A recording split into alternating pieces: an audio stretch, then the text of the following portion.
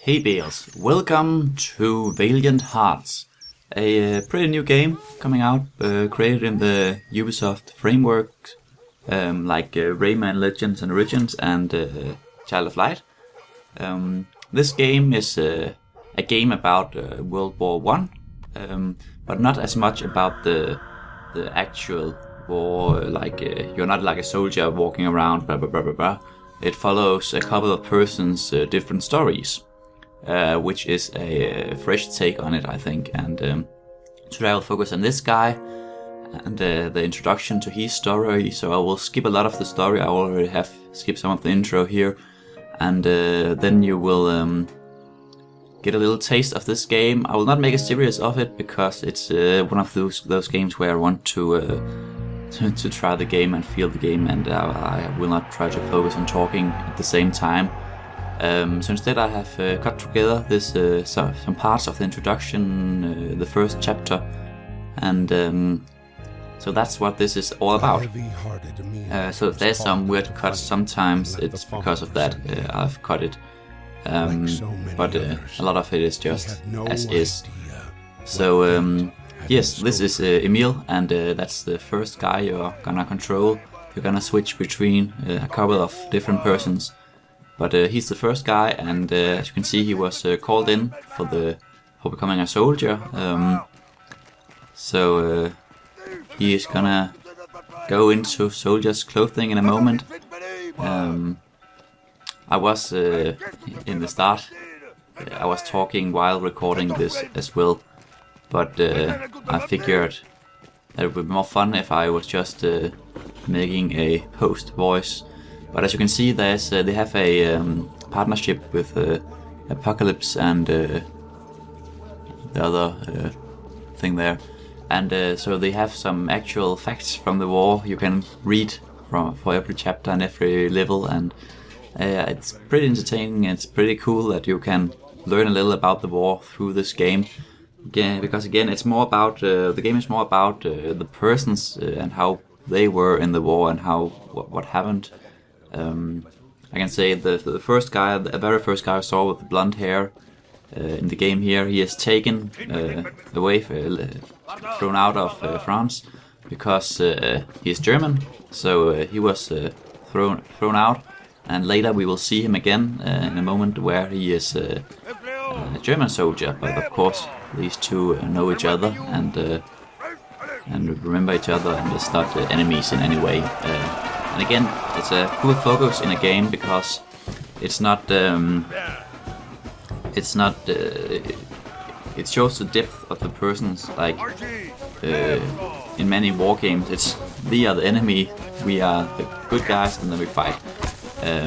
But there is so many nuances of wars. Like you do not hate in this war. You didn't hate every German, and you didn't hate every one of those guys. So it was, you maybe even knew some of the persons, and you knew you had talked to them, you was friends with them, but you were divided by this war. Yeah, so we skipped here forward to actual war. It's one of the first levels still, and there's some interesting gameplay because it's not like Rayman where you jump around and do all that sort of things. As you have seen here, I haven't jumped once, and that's because you cannot jump at all.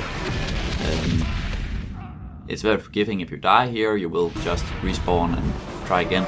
But it's more like a lot of small mini games, some of it, and then there is you walk around and you do some things, some puzzle solving and stuff like that, and try to get through. And it's pretty fun. It's a little different. It's I couldn't stop thinking about these nuances. It started with Rayman Legends and Origins. We had these games where it was just a standard jumping platform, of course, with a lot of tweaks and mechanics making it worthwhile. But then we have Child of Light, where they transform the platformer element into removing it by flying, and that made some sort of a fun change and forward alteration of the gameplay. And now they're going the completely other direction and pull out jumping altogether. So now you are earthbound, bound by physics, and you have to try to solve things without just jumping over them. So, but yeah, so the main character is captured by the Germans and is then used as a chef for them. So that's pretty cool. Again, this dog you see here is gonna be one of your companions throughout the game, and you can command it around and make it do things. So that's pretty cool, having a animal for a friend with you all times. A cool mechanic as well, and also the graphics in this game is just fantastic. It's fun enough. Yeah, that's a friend from the beginning. But the graphic, it's quirky enough to be like fun, comedic in some way. But still, it's a graphic that can be used to tell a serious story without actually ruining it with the quirkiness of it. For example, if it was created in, I don't know, in the style of Rayman Legends, try to think about Rayman telling a serious story, it wouldn't fit together. But this, because it had this old school comic vibe to it, it just makes it perfect fit for this story, and still making it fun and playable, and it's awesome. Until now, where I am in the game, I have there's this guy I've controlled, and I got the dog, of course. Then there is an American who you also befriend, and I've cut the sequence with him out of this video because I will not focus on everything. You have to play it yourself to figure anything out. But and then there's a female who is she was trained to be a veterinarian, and then she joined the war to try to heal up soldiers and help them after their damages and stuff like that. So that was very much entertaining, and there's some very cool, sort of like Rayman. You know, there's these in Rayman Legends. There's these. Whoops! I forgot to move there. That's cool. There's these music levels where everything fits to the music. They have reused some of this in this game.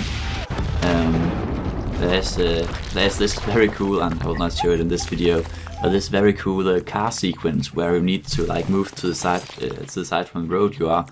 You're watching the car facing toward the screen, and then you have to avoid a lot of bombs and stuff like that, and machine guns, and then some classical music and and having it. Can't remember what the piece of music is called, but it's just awesome, and it's very entertaining, and it makes a lot of variation in the game to have these small sequences of mini games still part of the story, but you have to it changes the game mechanic, so it's not just a platformer. But as you can see, then you get to be free here because the camp is attacked.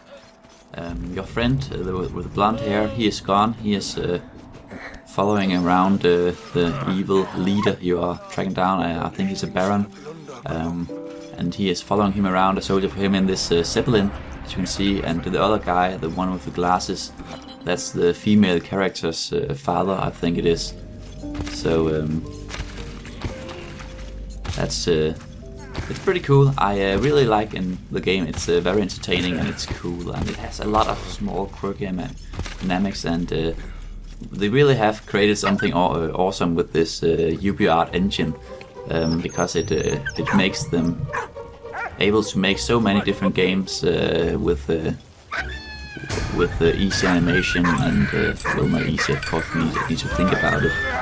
And with that, I will leave you with this cliffhanger, hopefully wanting you to try the game, just find out what will happen.